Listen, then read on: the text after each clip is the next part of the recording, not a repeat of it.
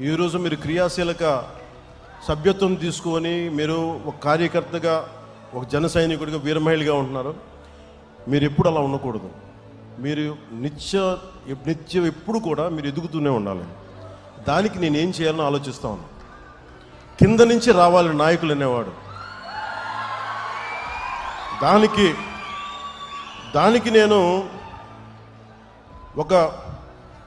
ఒక structured framework, శివుడి త్రిశూలం, పరమశివుడి త్రిశూలం ఉంటుంది కదా, శక్తి, ధర్మం, రహస్యం, అది ప్రతీక. దానికి ప్రతి క్రియా సభ్యుడికి, సభ్యురాలికి డైరెక్ట్గా సెంట్రల్ లీడర్షిప్ తోటి, పార్టీ ఆఫీసర్స్ తోటి అనుసంధానమయ్యే పనిచేసే విధంగా ఒక వ్యవస్థ ఏర్పాటు చేస్తాం.